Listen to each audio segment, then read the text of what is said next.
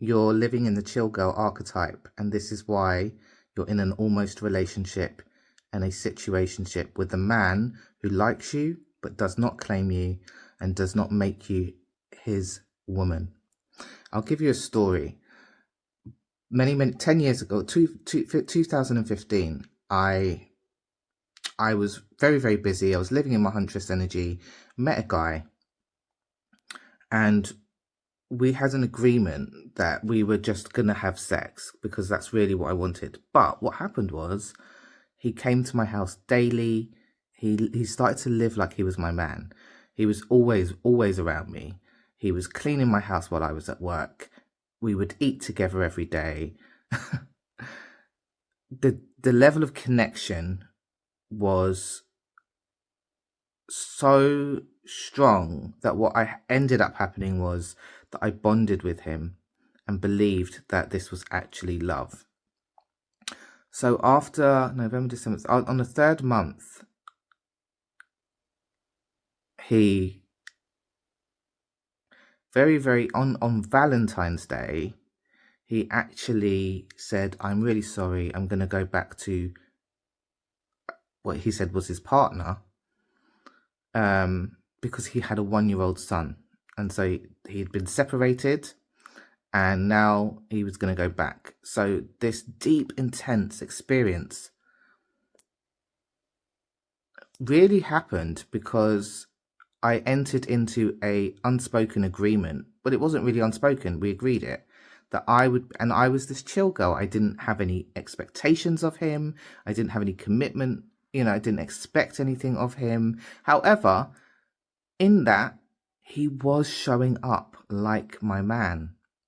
So there was a lot of the expectations, my feelings. It was just,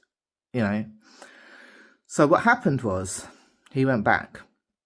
We had already booked a holiday to go to Thailand in the April, because at that time I was an educator. So I had to travel in holidays. And this is what I mean as well, as we can be educated, we can be high achieving, and that was definitely my role. And we can still have men and situations where we don't understand how to show up in our divine femme energy because we lack self-worth. We lack awareness of male psychology. We lack awareness of polarity, and we have low relational expectations and our own baggage, which is what I'm saying, which is why we need to work in the receptivity codes on identifying, diagnosing what are the assumptions that are creating your expectations and your reality. What are the beliefs that are driving your relational patterns? What is the pattern that keeps reoccurring? There's a pattern underneath it. So when he left, I had this deep pain, because when a woman is bonded to a man like that, it can feel like physical pain when somebody just walks away. And we went to Thailand and he said, I want to go here as your friend. But at that time, I'm not seeing it like that. I'm thinking maybe he will change. Maybe I can win him back. Maybe I want, and that does not happen. And when we leave the plane to get back into the UK, he never comes back. I never see him again. And that led to a deep pain for me. That was because he was the man that I truly began to see after many years of being very avoidant myself and not wanting or desiring marriage, sacred union, very happy in my career, having fun. But really, when I looked deeper, there was underlying reasons behind that belief. But he awakened me to this new possibility for myself, and then it just was taken away. When I arrived back a week later, I got a phone call, and it was from his wife. So it actually turned out that he was married, which is why he was very happy to have this agreement. So what actually happened was I put myself in the position of being a side chick. I'm not a side chick.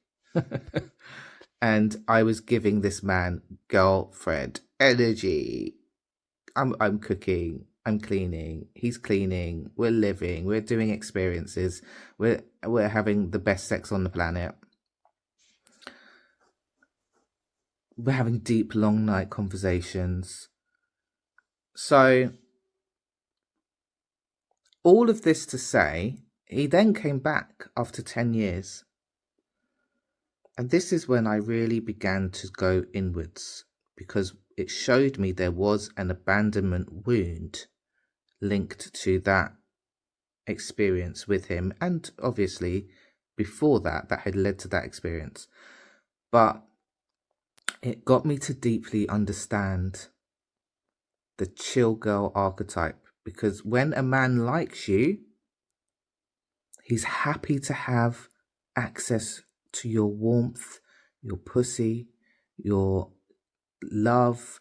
He can love you but not choose you.